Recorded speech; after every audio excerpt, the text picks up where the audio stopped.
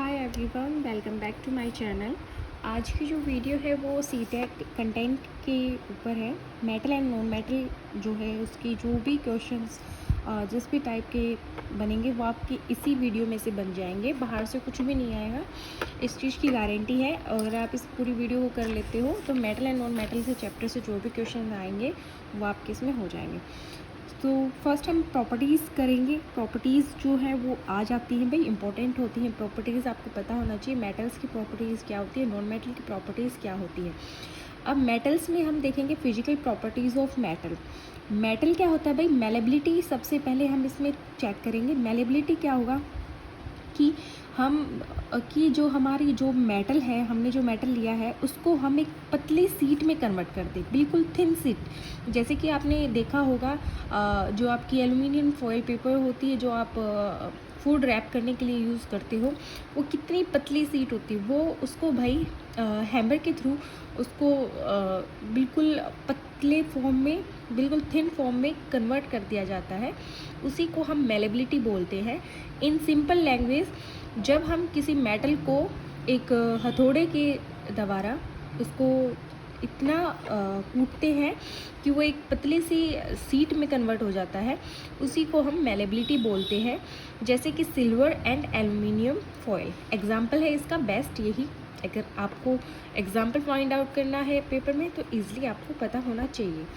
Most malleable metal क्या है भाई, गोल्ड और सिल्वर। अब आपको पता है कि गोल्ड की कितनी पतली से पतली रिंग लगा लो या फिर ईयरिंग्स लगा लो कि गोल्ड को हम बहुत ज़्यादा स्ट्रेच कर सकते हैं उसको हैमर के थ्रू। तो गोल्ड क्या है, मेलेबल है। एक्सेप्शन क्या है भाई, मरकरी एक्सेप्शन है यहाँ पे।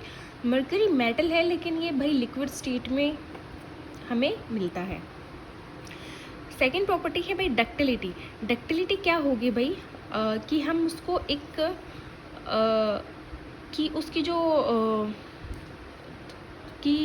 उसकी खींचने की जो है, ठीक है, कि हम उसको कितना लंबा तक ले जा सकते हैं, एक थिन वायर में कन्वर्ट कर सकते हैं, वो होती है डक्टिलिटी। तो उसमें सेम क्या आएगा, गोल्ड और सिल्वर, कि गोल्ड को भी हम एक लंबे तार के फॉर्म में हम उसको ले जा सकते हैं, और सिल्वर को भी। एक्सेप्शन यहाँ भी मरकरी रहेगा भाई। फिर आती है कंडक्टिविटी मेटल्स की। तो देखो इनमें क्या है, फ्री इलेक्ट्रॉन्स प्रेजेंट होते हैं, तो ये गुड कंडक्टर ऑफ इलेक्ट्रिसिटी और हीट होते हैं। और कंडक्टिविटी हम हमेशा पता करते हैं कि उसमें number of free electrons present है या नहीं है। तो बेस्ट कंडक्टर क्या माना जाता है भाई, सिल्वर। आपने देखा होगा आपके घरों में जो तार होते हैं, जो थिक वायर होती है मोटी वाली, उसमें आप देखोगे सिल्वर के आपको वहाँ पर वायर मिलेंगे। और lead is only matter which is bad conductor of heat and electricity. Lead को भाई बैड कंडक्टर ऑफ इलेक्ट्रिसिटी और हीट माना गया है यहाँ पर। हार्डनेस देखेंगे तो metals are hard in nature. Metals क्या है, हार्ड है नेचर में। एक्सेप्शन सोडियम और पोटेशियम जो है भाई वो है सॉफ्ट, और नहीं तो सारे जो मेटल्स हैं वो हार्ड है। फिजिकल स्टेट देखेंगे, except mercury all metal are found in solid state. Mercury ही है जो मैंने आपको बताया था जो एक्सेप्शन रहेगा मेटल्स में, कि लिक्विड स्टेट में मिलता है ना कि सॉलिड स्टेट में। और आप यहाँ पे देखिए, gallium and cesium are the metal which melts on palm. Means जो गैलियम अगर आप अपनी हथेली पे रखोगे या सीजियम अपनी हथेली पे रखोगे तो वो आप ऐसे मेटल्स हैं जो कि आपकी हथेली पर ही पिघल जाएंगे। ठीक है, नेक्स्ट देखते हैं हम। अब आते हैं सोरनेस। सोनोरस क्या होता है भाई, दैट मीन्स सेकेंड, सोनोरस होता है भाई when metal is strike by hard substance then it produce sound. जैसे कि कोई मेटल है, हमें उसकी प्रॉपर्टी देखनी है कि वो सोनोरस है या नहीं, तो क्या करेंगे, हम उसको एक किसी मेटल को उसके मतलब किसी सब्सटेंस लेंगे, हम कोई भी हार्ड ही सब्सटेंस लेंगे और उससे उसको स्ट्राइक करेंगे, उसको ऐसे टच करेंगे ना, ऐसे, इसका भी साउंड आ रहा है आपको दिख रहा होगा।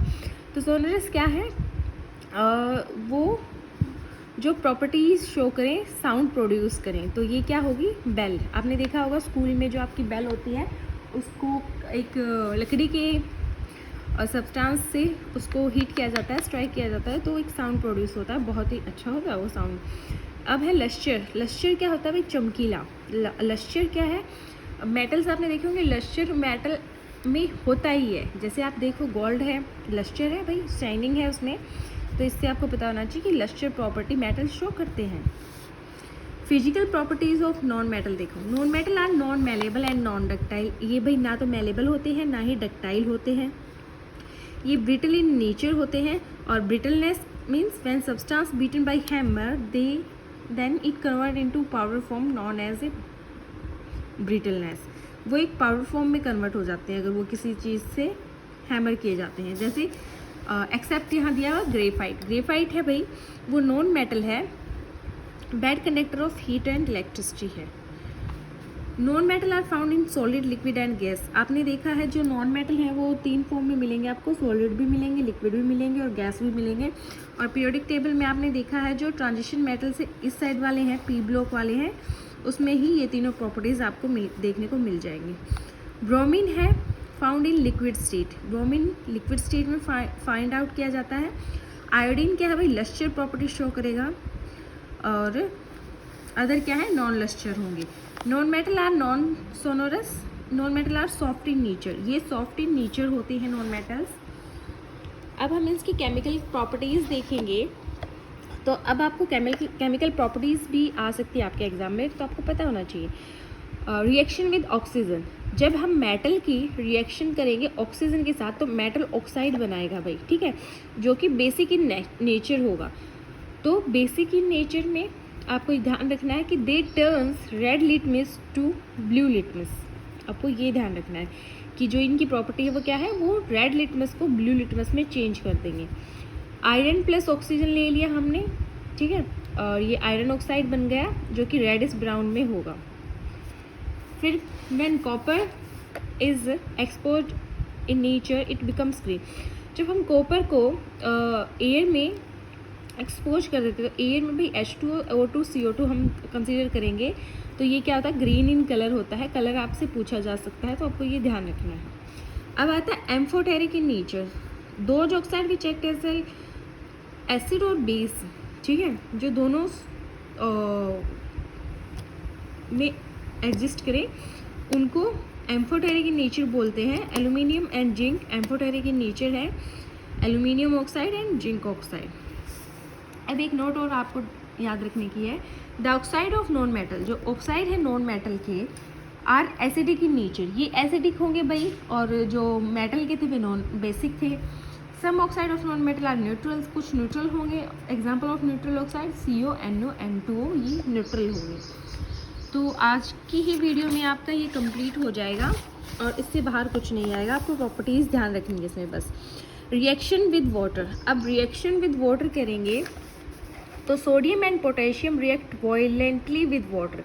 जो हमारा Na है और पोटेशियम है K, वो भाई वाटर के साथ बहुत ही शीघ्रता से रिएक्ट कर जाएगा, और इसीलिए हम सोडियम एंड पोटेशियम को केरोसिन ऑयल में रखते हैं, हम बाहर नहीं रखते हैं ये, क्योंकि इनकी रिएक्टिविटी ऑर्डर जो होता है वो हाई होता है। Non metal doesn't react with water. जो नॉन मेटल होंगे वो रिएक्ट नहीं करेंगे वाटर के साथ। White phosphorus has low ignition temperature and it burns at room temperature. To prevent this it is kept under water. जो वाइट फॉस्फोरस होता है भाई, उसका जो इग्निशन टेम्परेचर होता है वो बहुत लो होता है, उसको हम वाटर में रखते हैं ताकि हम प्रिवेंट कर पाएँ कि उससे आपको कोई बर्निंग नहीं हो। Water breaks the contact of phosphorus from our oxygen. तो ये क्यों? क्योंकि वाटर जो है वो कॉन्टैक्ट तोड़ देता है फॉस्फोरस का ऑक्सीजन से। Reaction with acid. मेटल जब एसिड से रिएक्ट करेगा मेटल सॉल्ट बनेगा भाई, तो इस हाइड्रोजन गैस रिलीज होगी जो कि आपसे पूछा जा सकता है, वो पॉप साउंड देगी। और जो नॉन मेटल एसिड से करेंगे तो रिएक्शन नहीं होगी भाई। CO don't react with dilute HCl acid even on heating, but it react with sulfuric acid.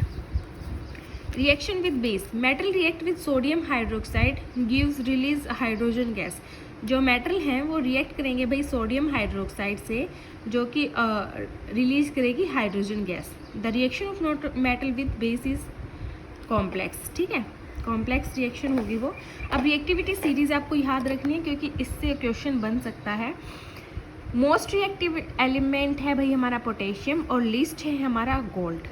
अब आपको इसकी डिक्रीजिंग याद रखनी है, जैसे potassium, sodium, calcium, magnesium, aluminium, zinc, iron, lead, hydrogen, copper, mercury और सिल्वर, गोल्ड। आपको इसी सीरीज में इनको याद करना है, क्वेश्चंस इनसे पुटअप किया जा सकता है। क्वेश्चन सीरीज भी हमारी चल रही है, आप उनको देखेंगे ना तो आपको पता चल जाएगा कैसे क्वेश्चंस आ जाते हैं। रिएक्शन विद मेटल सॉल्ट, इसको हम डिस्प्लेसमेंट रिएक्शंस भी बोलते हैं। तो जब हम CuSO4 को जो रिएक्शन इसकी मेटल सॉल्ट की जिंक से कराएंगे तो ये क्या कर देगा, रिप्लेसमेंट हो जाएगी भाई, ठीक है, कॉपर की जिंक से। Reaction in which more reactive metal displace the less reactive metal form which salt is known as displacement reaction. Reactivity series देखना है कि जिंक है वो रिप्लेस कर सकता है कॉपर को। अगर जिंक की रिएक्टिविटी कॉपर से ज़्यादा है तो यस ये रिप्लेस कर देगा, यही हमें देखना है। अब यूज़ देख लो नॉन मेटल के। Iodine is used in purple colour solution which is used as antiseptic, ठीक है, टिंचर ऑफ आयोडीन आपने सुना होगा। Sulphur and phosphorus are used in crackers and explosive. Sulphur और फॉस्फोरस को हम जो पटाखे होते हैं उनमें यूज़ करते हैं भाई। नाइट्रोजन एंड फॉस्फोरस हमारे क्या है, नॉन मेटल है और ये फर्टिलाइजर्स में यूज़ होते हैं। क्लोरीन क्या है, नॉन मेटल है और ये प्योरीफिकेशन ऑफ वाटर में यूज़ होता है। नोट क्या है, potassium metal is used in fertiliser, आपको पता है। The substance which can not be broken down into 2 or more small substance by heating, cooling, electrolyse etcetera is known as element. Element का आपको पता होना चाहिए कि एलिमेंट क्या होता है। और छोटा सा यहाँ पे आपको है कि smallest unit of element is atom. Element are of 3 type, metal, non metal and metalloids. आपको पता होना चाहिए those element which have characteristic of both metal and non metal, वो मेटालॉइड्स हो जाएंगे। इस चैप्टर में इतना ही है और आपके सीटेट के लेवल का भी इतना ही है। नेक्स्ट वीडियो है, 2 वीडियो में ये जो केमिस्ट्री का पोर्शन होता है 8th लेवल तक वो कंप्लीट हो जाएगा। फिर हम फिजिक्स का करेंगे और फिर हम लास्ट में बायो का करेंगे। Thank you so much for watching this video.